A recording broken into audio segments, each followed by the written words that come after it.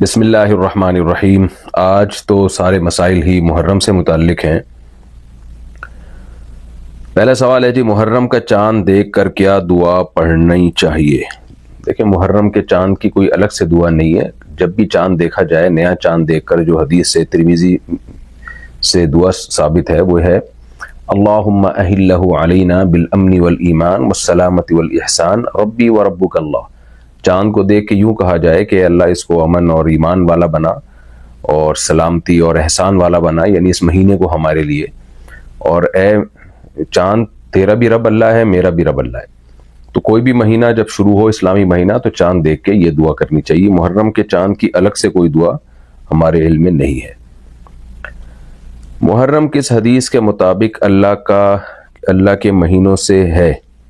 صحیح مسلم کی حدیث ہے جس میں نبی صلی اللہ علیہ وسلم نے محرم کو شہر اللہ الحرام کہ اللہ تعالیٰ کا مہینہ کہا ہے، شہر اللہ المحرم۔ آپ صلی اللہ علیہ وسلم نے فرمایا رمضان کے بعد سب سے زیادہ جو فضیلت ہے، حضرت ابو ہریرہ رضی اللہ تعالیٰ عنہ کی حدیث ہے، سب سے زیادہ فضیلت محرم کے روزوں کی ہے۔ تو 10 محرم کا روزہ جسے کہا جاتا ہے وہ اس روزے کی فضیلت ہے، اور اس کی فضیلت کیا ہے کہ 1 سال کے سابقہ گناہ معاف ہوتے ہیں، اس سے صغیرہ گناہ مراد ہوتے ہیں، یہ فضیلت ہے۔ اور اس کو جو اللہ کا مہینہ کہا گیا تو اشہر حرم کی وجہ سے۔ اشہر حرم 4 مہینے ہیں، محرم ہے اور رجب ہے اور ذی قعدہ اور ذی الحجہ، تو 4 مہینے شریعت میں محترم مہینے ہیں۔ 4 مہینے جو ہے نا محترم تھے عرب میں، اور محترم کا مطلب یہ تھا ان میں جنگ و جدال کو عرب لوگ بہت برا سمجھا کرتے تھے، تو اس میں ایک محرم بھی تھا۔ تو جو بھی مقدس چیز ہوتی ہے اس کی نسبت اللہ کی طرف کر دی جاتی ہے، اس لیے اس کو اللہ کا مہینہ کہا گیا ہے۔ محرم کو اللہ کا مہینہ کیوں کہا گیا میں نے بھی بتا دیا۔ محرم کے روزے کی فضیلت کیا ہے؟ 1 سال کے سابقہ گناہ معاف ہوتے ہیں۔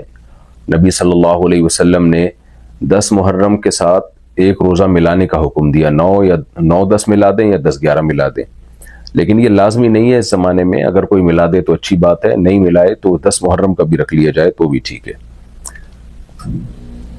عاشورہ کے روزے کا دن کون سا ہوتا ہے؟ جی 10 محرم ہوتا ہے۔ عاشورہ 10 محرم کا روزہ کس نبی کے واقعے سے متعلق ہے؟ موسیٰ علیہ السلام کو جو فرعون سے نجات ملی تھی، اور بنی اسرائیل کو جو فرعون سے نجات ملی تھی، وہ 10 محرم کو ملی تھی۔ تو یہودی اس دن روزہ رکھا کرتے تھے۔ جب آپ صلی اللہ علیہ وسلم کو پتہ چلا تو آپ نے فرمایا ہم تو موسیٰ کے زیادہ قریب ہیں علیہ السلام، تو آپ نے پھر روزہ رکھنا شروع کیا، لیکن یہودیوں کی مشابہت سے بچنے کے لیے آپ نے 2 روزوں کا حکم دیا۔ آج کل چونکہ مشابہت کہا جاتا ہے کہ نہیں ہے، اس لیے بہت سے علماء کی رائے ہے کہ 1 روزہ بھی رکھ لینا کافی ہے۔ 9 اور 10 محرم کا روزہ ساتھ میں رکھنا سنت ہے؟ جی بہتر ہے، 9 اور 10 کا اکٹھا رکھا جائے۔ 10 اور 11 محرم کا روزہ رکھنا جائز ہے؟ جی وہ بھی جائز ہے۔ صرف 10 محرم کا روزہ رکھنا کیسا ہے؟ وہ بھی ٹھیک ہے۔ محرم کے روزے اور رمضان کے روزے میں کیا فرق ہے؟ رمضان کا تو بہرحال فرض ہے، محرم کے روزے اور رمضان کے روزے میں وہی فرق ہے جو فرض نماز میں اور سنت نماز میں فرق ہے، زمین آسمان کا فرق ہے، کیونکہ فرض جو اسلام کا رکن ہے وہ تو بہرحال رکن ہے، اس کے برابر تو کوئی مہینہ یا کوئی روزہ ہو ہی نہیں سکتا۔ ماتم اور عزاداری کے مسائل۔ محرم میں ماتم کرنا جائز ہے؟ کسی بھی مہینے میں ماتم کرنا جائز نہیں ہے۔ صحیح بخاری کی حدیث ہے، عبداللہ بن مسعود رضی اللہ تعالیٰ عنہ سے روایت ہے، نبی صلی اللہ علیہ وسلم نے فرمایا جو اپنے چہرے پہ مارے گا، یعنی غم میں، یا گریبان چاک کرے گا، تو زمانے جاہلیت کی رسم کے مطابق چلے گا تو وہ ہم میں سے نہیں ہے، کما قال صلی اللہ علیہ وسلم۔ تو گریبان چاک کرنا، چہرے پہ یا سینے پہ تھپڑ مارنا یا کسی بھی طریقے سے ماتم کرنا، اس کی نبی صلی اللہ علیہ وسلم سے صحیح حدیث میں ممانعت ہے۔ ہمیں غموں میں صبر کرنے کا حکم ہے، ان اللہ مع الصابرین، اللہ صبر کرنے والوں کے ساتھ ہے۔ اور فرمایا الذین اذا اصابتهم مصیبۃ قالوا انا للہ وانا الیہ راجعون، جب بھی اہل ایمان کو کوئی مصیبت پہنچتی ہے تو وہ کہتے ہیں ہم اللہ ہی کے لیے، ہم نے اس کی طرف لوٹ کر جانا ہے۔ تو یہ ہو نہیں سکتا کہ اسلام جو ایک وسیع مذہب ہے، اتنا جامع دین ہے، وہ ہمیں یہ ہدایت ہی نہ دے کہ غم میں ہم نے کیا کرنا ہے۔ تو اللہ نے ہمیں ہدایت دی ہے، غم میں ہم نے صبر کرنا ہے، اور اس صبر میں ہم نے دعا پڑھنی ہے، اور ماتم یا یہ سب چیزیں ہم نے نہیں کرنی ہے۔ ان سب چیزوں کو زمانے جاہلیت کی رسم قرار دیا گیا ہے، زمانے جاہلیت میں ایسا ہوتا تھا۔ ماتم میں خون بہانا، زنجیر زنی کیسا عمل ہے؟ یہ بتا دیا میں نے، یہ سب ناجائز عمل ہے، ان سے اجتناب کرنا چاہیے۔ محرم میں جلوس نکالنا کیسا ہے؟ جلوسوں کا مقصد بھی یہی ہوتا ہے، غم منانا۔ میں نے بتایا کہ شریعت میں غم منانا جائز نہیں ہے۔ دیکھیں، غم ہونا تو ایک نیچرل ہے، فطری چیز ہے۔ آپ جب بھی کوئی غم کی خبر سنتے ہیں تو آپ کے آنکھوں میں آنسو آ جاتے ہیں، یہ غم ہوتا ہے آپ کو، یہ تو محبت کی علامت ہے۔ آپ کے والدین میں سے کسی ایک کی ڈیتھ ہو جائے، آپ جب اطلاع ملتی ہے تو انسان غمزدہ ہوتا ہے، لیکن یہ نہیں ہوتا کہ ہر سال اسی تاریخ پہ وہ رو رہا ہو، غم منا رہا ہو، یہ ناجائز ہے۔ تعزیت تو 3 دن تک ہوتی ہے۔ تو سیدنا حسین رضی اللہ عنہ جو سید شباب اہل الجنہ ہیں، سیدنا حسن اور حسین سیدہ شباب اہل الجنہ، جنت کے جوانوں کے سردار ہیں، ان پر کربلا میں بے انتہا ظلم ہوا، ظالمانہ قتل ہوا۔ جن لوگوں نے قتل کیا، اللہ ان بدبختوں کو عذاب دے، اور ان بدبختوں نے جو کچھ کیا ہے اللہ ان کو کیفر کردار تک پہنچائے، ان کے انجام تک پہنچائے۔ لیکن جب بھی یہ خبر ملے اور اس پہ پھر سوچ کے غم منانا، یہ شریعت میں اجازت نہیں۔ ہاں، جب آپ کو خبر ملے اور آپ کو نیچرلی قدرتی طور پر کوئی غم ہو جائے تو وہ تو فطری چیز ہے، تو یہ بلکہ محبت کی علامت ہے۔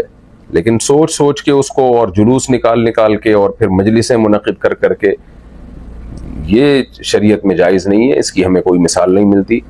حضرت عثمان رضی اللہ تعالی عنہ بھی شہید ہوئے تھے، بہت ہی ظالمانہ طریقے سے آپ کو شہید کیا گیا تھا۔ اسی طرح نبی صلی اللہ علیہ وسلم کے دور میں جو جہاد ہوا، جنگیں ہوئیں، آپ کے چہیتے شہید ہوئے، آپ کے لخت جگر شہید ہوئے میدان جنگوں میں، لیکن کہیں بھی نہیں ملتا کہ نبی نے ہر سال ان کا غم منایا ہو۔ حضرت جعفر طیار رضی اللہ تعالیٰ عنہ کی شہادت کی آپ کو خبر ملی، آپ کی آنکھوں سے آنسو جاری تھے، تو آپ کی جو ازواج تھیں حضرت جعفر طیار کی، تو ان کے رونے کی آواز باہر آئی، ان کے چیخنے کی آواز آئی، تو آپ کتنا غضبناک ہوئے۔ صحیح حدیث ہے کہ آپ نے کتنی سختی سے ان کو حکم دیا۔ اب جن کی جوان خوبصورت شوہر، بہادر شوہر، غیرت مند شوہر شہید ہو گئے، ان کی بیویوں کو چیخ و پکار کی اجازت نہیں دی جا رہی اس موقع پہ، یہ نہیں کہ اگلے سال، بلکہ اسی موقع پہ، تو اگلے سال کہاں سے اجازت دی جائے گی کسی کے غم منانے کی؟ تو اس لیے سیدنا حسین یا سیدنا حسن، ان سے محبت ہمارے ایمان کا حصہ ہے، لیکن ہم نے محبت بھی شرعی حدود کے اندر رہ کے کرنی ہے، اور محبت میں ہم نے اللہ کی حدود نہیں توڑنی ہے۔ تو اس لیے جب کوئی کربلا کا واقعہ سنتا ہے، پڑھتا ہے، اور اس موقع پر اس کے آنکھ سے آنسو نکل آئیں، بیان کرنے والے کی آنکھوں سے آنسو نکل آئیں، تو یہ تو فطری چیز ہے، نیچرل چیز ہے۔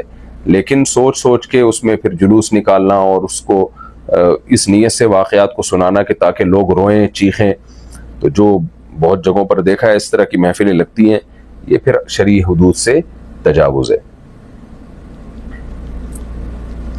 محرم میں نئے کپڑے اور نئے جوتے پہننا کیسا ہے؟ دیکھیں، جب شیعہ لوگوں نے محرم کو منحوس سمجھنا شروع کر دیا تھا اور اس میں غم منانا شروع کر دیا، تو بعض لوگوں نے شیعوں کی مخالفت میں محرم کو ایک تہوار سمجھنا شروع کر دیا، یعنی ایسا معاملہ شروع کر دیا جیسے تہوار ہے، اس میں نئے کپڑے پہننا اور اس طرح کی، تو یہ بھی غلط ہے۔ محرم نہ تو کوئی تہوار